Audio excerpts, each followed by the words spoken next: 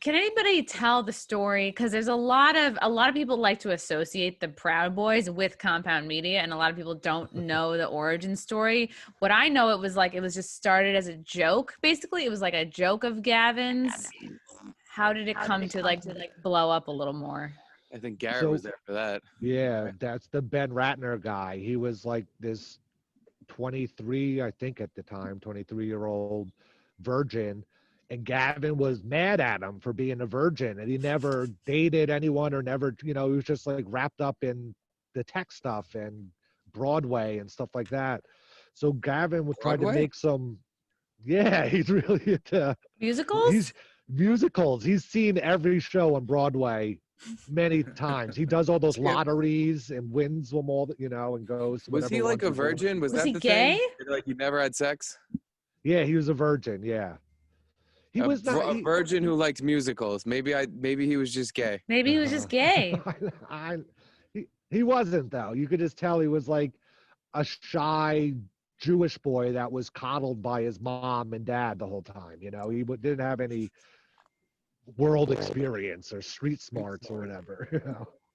So anyway, Gavin started making up rules for him to get him laid. Sort of like stop jerking off, wear a leather jacket, ride a motorcycle. And he had like 10 or 12 rules that he wanted Ben to do, and Ben didn't follow any of them. So then Gavin was like, well, I think I have something here. I want to make, some sort of group of guys that follow these rules and see what happens. And Ben, since he liked musicals, Proud of Your Boy was an Aladdin song. And I think Ben really liked Aladdin at the time. So they used that song. And then Gavin was like, I was going to call them the Proud Boys. I think that's funny. And then all of a sudden, like, they were just a drinking group. And, Ann Coulter or Ben Shapiro would go talk at a school, and people would protest and stop them or throw bottles or whatever. So they were like, this is wrong. Let's go there and protect these people.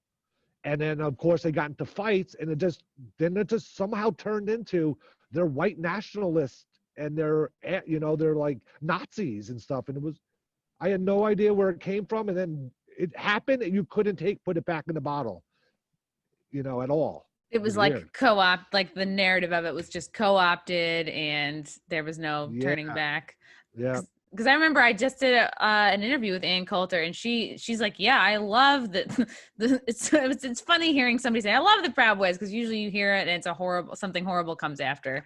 But like the people that had real experience with them, she's like, yeah, they protect me when I try to go speak, and there's people that are against free speech, and she's had nothing but good things to say. It seems like there's like the idea of them and then what they actually are. Yeah, it's definitely all the ones that I met here were very multiracial, just a bunch of like white and brown dorks. Like there was nothing white nationalist about them. They weren't like fucking like oh, let's go kill a bunch of blacks. They were just like Trump's cool. Generally nice guys. They would always come in for Pat's shows, whether it was the Trump show or Crime Report. They would come in and be the audience. Always nice, happy to meet me. You know what I mean? We could talk about stuff. One of the guys was really into music. I think a couple of those particular guys were the ones that wound up in jail and still in jail right now. Oh man, I didn't know that. Yeah, that guy guys went to jail for fighting Antifa guys or something, and they went to jail because they were Proud Boys. Essentially, what the case was. Was that recently? 2 years ago, I think. 3 years ago. Oh, it was man. after Gavin had a speech, and he gets out of his limo and he pulls this obvious plastic toy sword out, and they took pictures and were like, he brought a sword to the event. He's inciting violence. So then afterwards, wasn't he also dressed like Boss Hogg? He was in like an all white. I feel like he was in an all-white suit with like a Japanese sword or something. Yeah, because there was some Japanese guy that dishonored himself or something and went on TV and, harikari'd himself. So he was going to reenact that scene or something during his speech. Didn't follow through, though. They waited outside, I guess, and kind of antagonized the guys a few blocks away, and they got into a fight.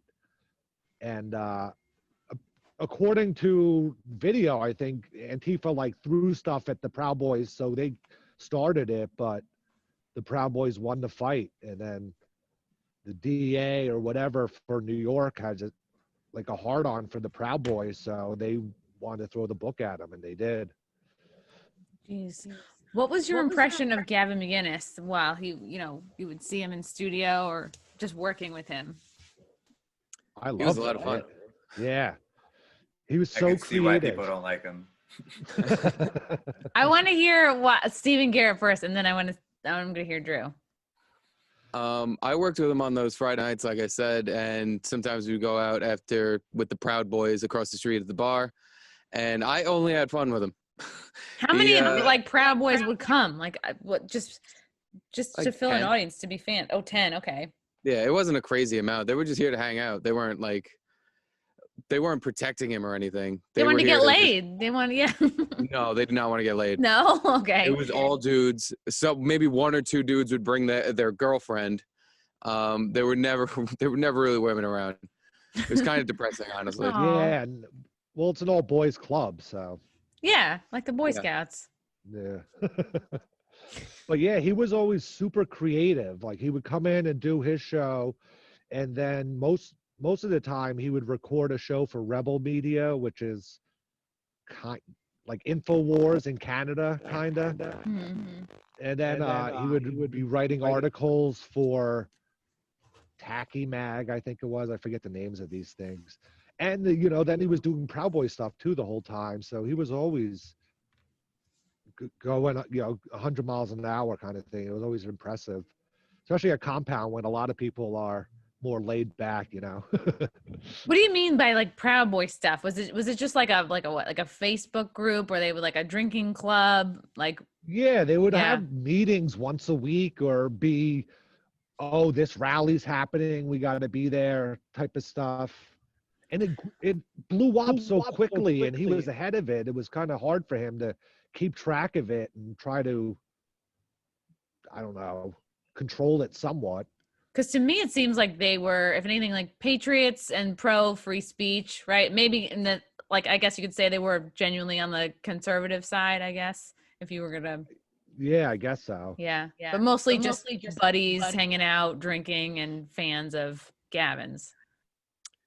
Yeah, and they would definitely be very like conservative. When they would hang out here and drink, like all they would talk about is political Trump shit. Mhm. And after like the first few minutes of that, it's like, all right, guys, thank you. Thank you for hanging out. It gets like a bit much. You're like, all right. Like, It's like, I never, honestly, never into really it. liked when they came by the studio. Like, they were fine. They were nice people, but it wasn't Yeah. people I would like want to hang out with, kind of thing. That's what I would say too. Yeah, it's like it's not like they were actively like shitty by any means, but just not really, the people I'd want to sit down with for a drink. It would be like if you hung out with a bunch of guys that were doing like fantasy football, and they were all just talking about their fantasy football shit and their favorite teams, and just don't give a fuck about football. Exactly. Constantly, all they talk about is fantasy politics.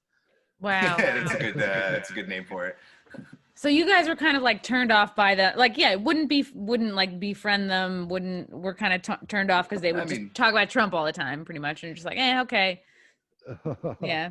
Sure, yeah. Pretty But much, I mean, yeah. I do agree with their things like the no jerking off will get you laid. I do, I Really? Does that work?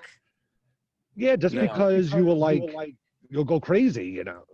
It just gives you more drive to go out and do something about it. If you The can stay thing home is, and if look you at have the hottest- drive to stop jerking off, that means you're gonna do something that'll get you laid. Like you're gonna start talking to girls. Yeah. You're Be charming. gonna have Yeah. to, like, I think once you've already decided I'm gonna stop jerking off to get laid, you've already kind of made the decision. I'm gonna do more things to get laid. Because if you just start building up a huge load and you just never start talking to girls, it's not gonna matter. You're gonna start having fucking wet dreams. Yeah, Yeah. but think of how many people he put that thought in the mind of. That That's no the one thing, would have it's like even it thought works about because it. you think it's gonna work. Yeah. It's And got to the be a West is- balance.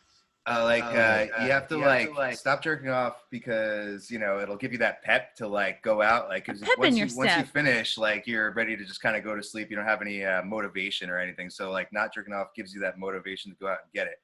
But if you keep it held back for too long, then you're over anxious, overzealous, and that could hurt you in negative ways. That's true too. Yeah. It's so different for men and women. Like I gave up masturbating for a month and I just didn't come. I just was not coming. it was difficult and not fun. Was that before you had the If you gave Hitachi? up for a month, you could come from. I gave up the Hitachi. Once a year, I give up my Hitachi for a month. And I was like, okay, I'm just not gonna I'm not gonna use the Hitachi. I'm just gonna try to like come on my own with my hands, and then I just can't. And I just it's a month where I don't come. What about like during sex? Yeah. If that happens, sure. Yeah. So that's like a proud girl thing to do. Proud girl.